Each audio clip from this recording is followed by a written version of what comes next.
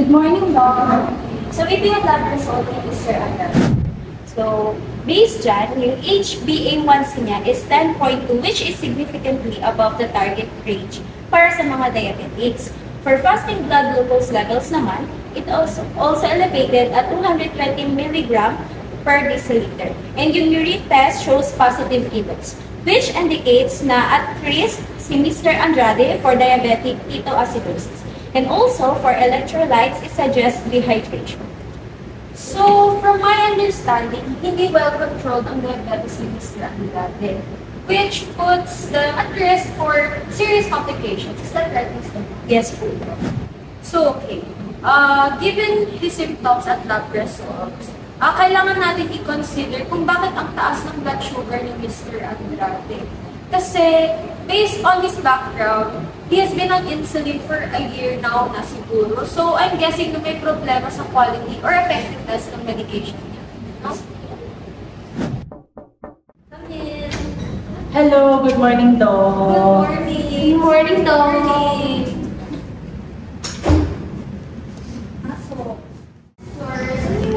Recent status ni Mr. Andrade. So, yun na nga, Doc. I recently upon check the patient, na sabi niya is feeling well naman siya, pero sabi niya is madalas din siyang pagod. Lagi din daw siyang uhaw. And nakaka-experience din siya ng blurred vision based dito sa charts. Ay, sa physical exam niya kasi, parang recently, yung weight niya, parang suddenly siyang bumaba, no? Yes, Doc. They thought na positive change siya, but based on the lab results, I'm concerned din kasi related siya sa uncontrolled blood sugar. Sabi ni Mr. Andrade, sinusundan naman daw niya yung insulin niya routine, sabi niya rito sa report. Pero I feel that something na nakaka-affect sa kanya. I know din pala, Doc. I also checked Mr. Andrade's past prescription records and may napansin po ako na gap doon sa insulin refills. So, pwede pong mababa po yung supply ni Mr. Andrade ng insulin or hindi po siya nagtitake na prescribed dosage niya.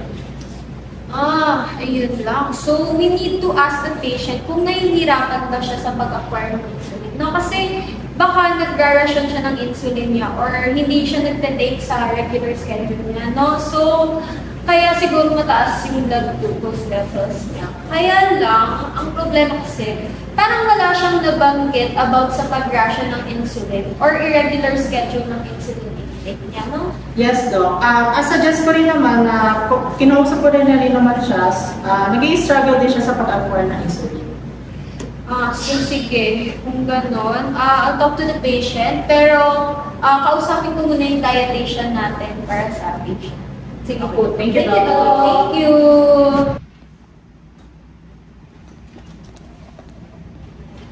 Uy, Miss Ana, pwede po ba makisuyo? Pakitawag si Miss De Guzman at Miss Trinidad sa clinic.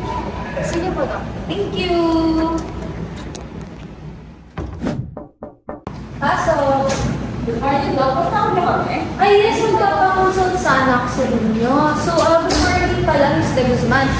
May patient po kasi ako na possible na nagre-ration ng insulin. And I believe na necessary na i-assess natin yung routine natin sa patients, no? Oh, yes, Doc. Kung hindi niya kaya sundan ang treatment plan niya due to financial reasons, yung isa high chance na nahihirapan din siya sa diet niya, which could affect his blood glucose levels. I will be assessing his eating habits and tignan ko kung kaya na i-maintain ang diabetes preliminary. Sige. Thank you, Ms. De Guzman. Pero I think na we have to consider additional imaging since there may be further complications related to the patient's diabetes. So, ano yung thoughts of Ms. Trinidad? Yes, Doc. I would like to recommend some ultrasounds since there may be further complications as a result of the patients. Kaya hindi ko mas magandang i-address ang insulin use at diet ng patient since mas tailored ang approach para makontrol ang blood sugar niya.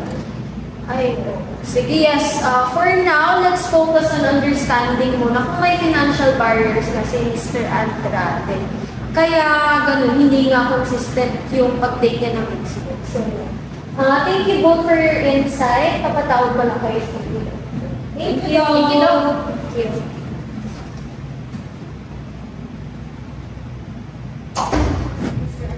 Medyo nataas ng HbA1c HbA1c, tsaka yung blood Hindi rin nasusunod kasi yung plan natin sa body.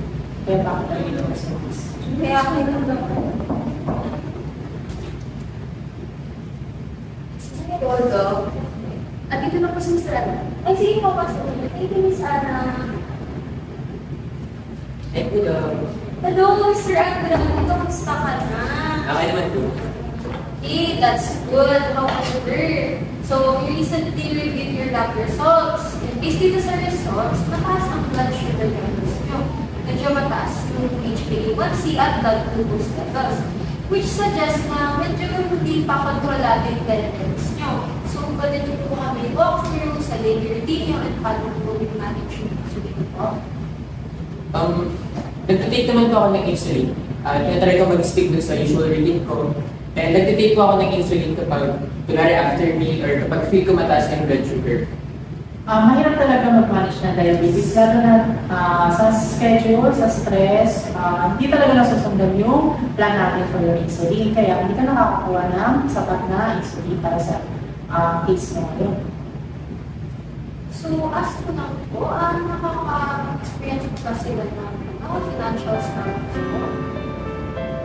Dok, if I'm being honest talaga, nag-ration po talaga ako ng insulin.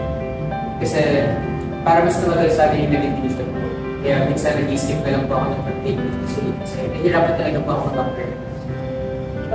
So, thank you for being honest with us and letting us know. So, mas may sense na po talaga yung lab results po since madaming patients ang nakaka-experience ng financial challenges when it comes to insulin. Kasi medyo pricing na po siya. So, para ma-help po namin kayo, I can walk you through more affordable options, kagaya ng assistance programs or other insulin types na less expensive po. And I would also like to create a meal plan na kaya support yung blood sugar management mo kahit limited yung exercise. Yeah, thank you po, Doc. Hindi rin po alam na meron pa yung alternative way para ma-manage yung situation. But thank you po. No problem po. So, we'll help you po. We'll create a plan that makes managing your diabetes more affordable and sustainable. So, kung may mag-alala, masa-schedule din ako ng regular follow-up check-ups para mabantayan natin ang progress mo at i-adjust ang plan as needed. So, kung may mag-iala, kapit po, we can talk. Thank you po. Thank you po siya.